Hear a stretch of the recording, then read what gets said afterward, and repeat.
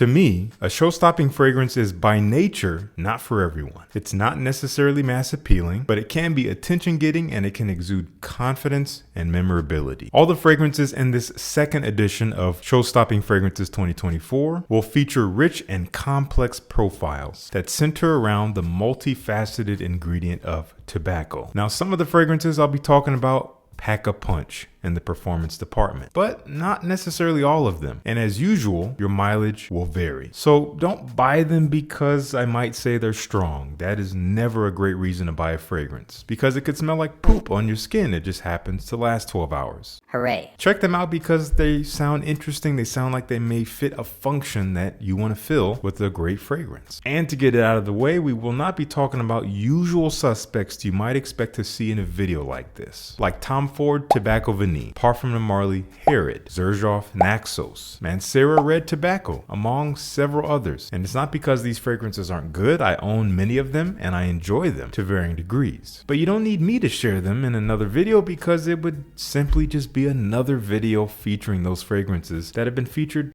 Many times. It's not actually serving you. We know they're good, but let's talk about some stuff that's not getting talked about. So here are 10 show-stopping fragrances, tobacco edition, in no particular order here. This first one up here, kind of an honorable mention, but it is a part of the list because I love this fragrance. It's one of my favorite tobacco scents, period, but it's gonna be hard to find. And it's from Labo. It's called Tobac 28. If you happen to be seeing this video and it's August or September, then you have a good chance to try and buy this fragrance at your local Labo boutique or online. But outside of those months, you're not going to find it really anywhere. Maybe there's a few websites out there decanting this. If I can find one or two, I'll link them down below, but you might have to wait on this one. This is a beautiful rum tobacco fragrance. It's like dry pipe tobacco drenched in sweet rum, a little bit sugary in that way, but not overly sweet, with some spices. Pretty simple, but very authentic, very realistic. But that's all I'll say about it, because again, it might be a bit of a tease for some of you guys. Unless you happen to live in Miami, Florida,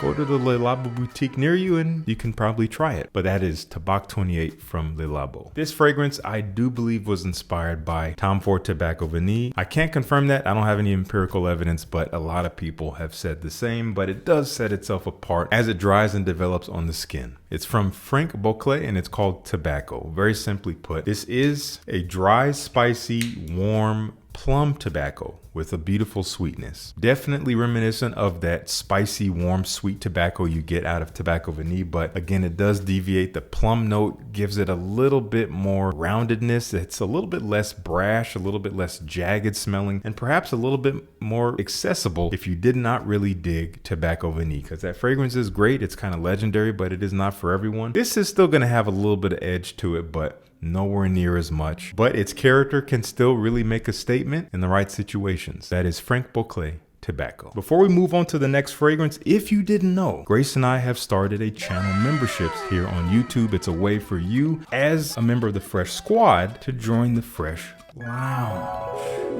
where we lounge in our freshness. I know it sounds corny and it's meant to sound corny, but really it's a place where I'm going to give you guys content that not everyone is going to see. We're going to do live streams. I'm going to give you guys little random uploads and updates and things like that. You get special perks that not everyone gets, and you get to support the channel in the process if you do consider yourself a true supporter of Stay Fresh Productions. So you'll see that join button right next to the subscribe button. You're not going to join right away. You'll just get the information and then you can make your decision.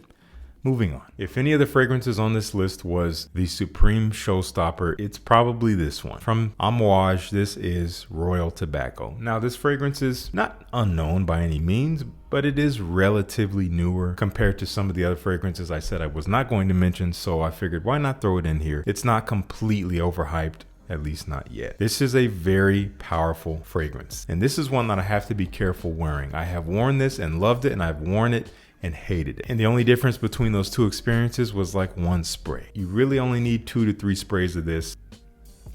Wow. It's a punch in the nose, but in a good way. Trust me. This is both kind of fresh, cooling, and warm all at the same time. There's an incense quality to it that kind of surrounds the scent, very characteristic of Amouage, a sweet, almost resinous feel in the background. But there's also a good bit of cardamom, bringing this kind of fresh, spicy quality and this almost pruny quality to the scent, like a dried fruit. and it's all very compact and very dense, and once again, very powerful. Definitely a great statement maker for more elegant situations, but again, do be warned, if you wear too much of this, it will wear you. That is Royal Tobacco from Amouage. Let me know if you dig this stuff. There's just something about fruits and tobacco that goes well together. Obviously, we've seen it a couple times already, and we're gonna see it some more. We have kind of the opposite from Precious Liquid. This is Tobacco Royal. They just flipped the words, but it's not the same fragrance upside down, trust me. This is apricot and tobacco.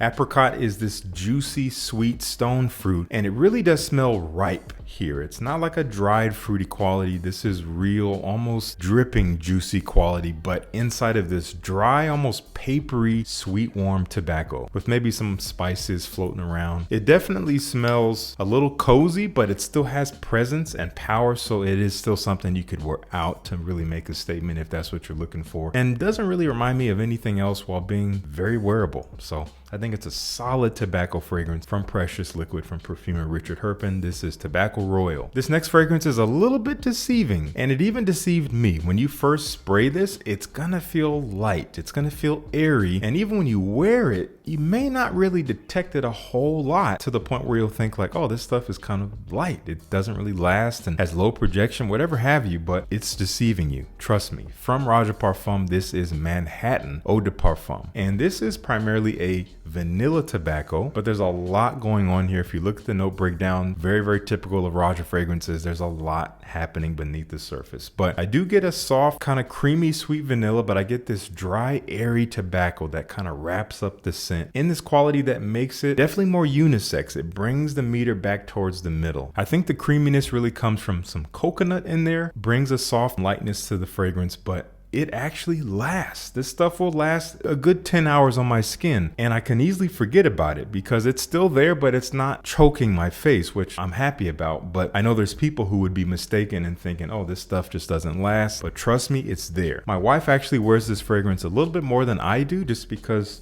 she reaches for it first, and I'm like, well, I'm not gonna wear the same fragrance, and sometimes I'll forget I even have it until she's wearing it. And when I smell it on her in the morning and she comes back 9-10 hours later, still smell it. It's wonderful stuff. So do check out Manhattan. It's a little expensive, of course. It's a Roja, so get a sample first. Let me know if you dig it. One of the most gentlemanly, easy to wear, but unique tobacco fragrances you can buy comes from Zaharoff, and it's called Signature Tobac. And to me, this has an almost edible quality. I get this almost warm cinnamon banana like quality to the tobacco, almost bready in a way, but it's not that. There is a little bit of a freshness from some cardamom, and ultimately it does smell like something you would wear more dressed up, a little bit more dapper. It definitely smells like it is tied to the signature Pour Homme line, which is by nature a fougere base, but on top of that is this very elegant but attractive, easy to wear, light, sweet, and warm tobacco with, again, still a little bit of freshness to it. I almost included its flanker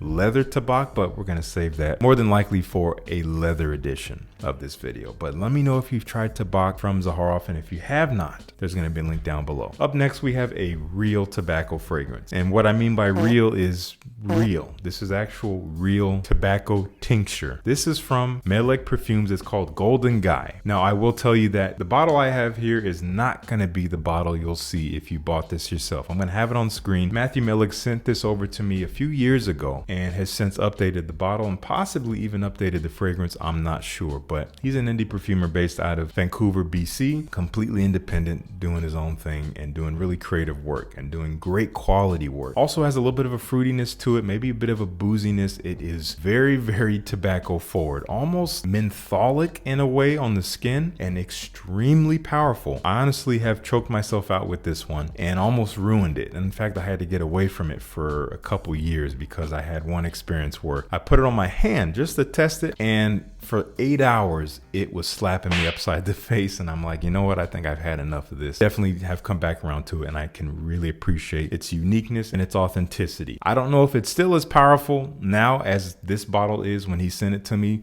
but do be warned, it could be extremely powerful. So if you get it, if you get a sample, go light at first, play it safe, and then ease into it. That is Golden Guy from Meleg Perfumes. Now, this fragrance is a delicious smelling tobacco fragrance. This is one of the newest releases from the indie brand Day 3 Fragrances, which is really coming up in a big way. This is called Philosophia. What makes this so delicious is the hazelnut. If you like Nutella, you're going to get a little bit of that warm nuttiness in the background, but it is accented by lots of spice. Beautiful cardamom, that cooling spice that cardamom has with that natural sweetness, some black pepper, definitely tobacco in the heart. It is a dry, soft tobacco. This does not scream like the Meleg I just talked about. And you also have a beautiful dose of vanilla and chocolate, which just makes it even more delicious smelling. But ultimately, it doesn't smell overtly gourmand, which I appreciate. I'm not the biggest gourmand fan, I'll be real with you guys. And this does lean in that direction, but I still feel gentlemanly and elegant when I wear this. I don't just feel like a dessert on a plate, which is great for me. Anyway, but check it out if you have not already. Philosophia from Day 3 Fragrances. Up next is kind of a cult classic. I'm glad it's still available in various places across the internet today, because this is a beautiful scent, very, very unique, and has been for some time. It's been out, coming up on 15 years probably at this point. From Ineke. This is called Field Notes from Paris, and this is kind of a